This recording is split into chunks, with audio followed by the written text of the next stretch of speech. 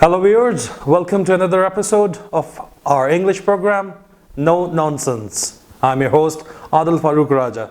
Now today we are going to answer a question which is on everybody's mind in South Asia.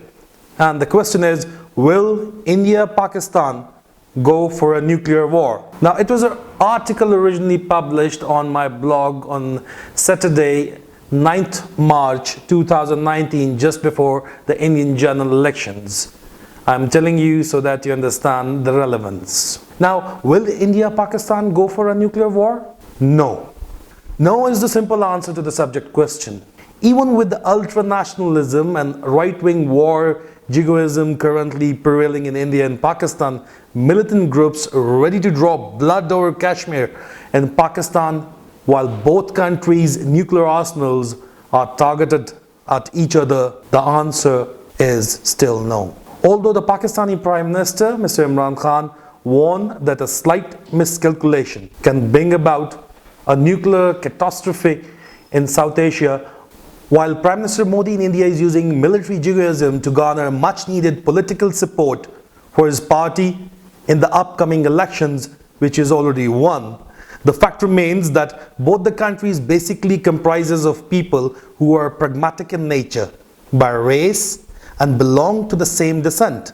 Indians' intelligentsia follow the philosophies of Chanakya in state dealing and international relations.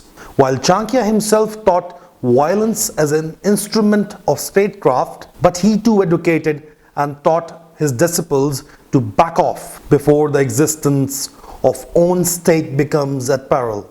So essentially, what India is doing and continue to do so in its typical bullying in the region in order for Pakistan to back off from supporting the Kashmir insurgency.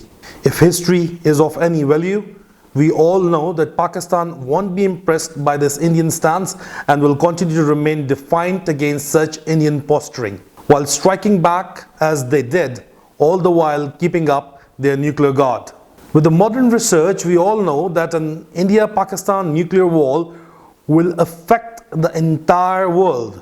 The global ramifications of a nuclear showdown in South Asia, coupled with the capitalist world investments in India and the Chinese investments in Pakistan, it is in the interest of all the world powers as they stand not to allow the situation to escalate towards a nuclear war in South Asia. Having said that, the question arises, keeping the Modi-style chest beating and Pakistani mullahcracy influence in view, what if the local leadership falters? Such an eventuality where the local leadership may falter can only come forth if global world order melts down, which will in any case bring about a much bigger and graver global catastrophe, having an impact on the entire world security otherwise. Till such time an eventuality like that happens, God forbid, the world powers won't let the local leadership to falter for their own sake, hence maintaining the delicate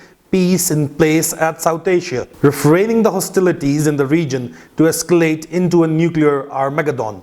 Kashmir remains an unfinished agenda of the partition of the subcontinent since 1947.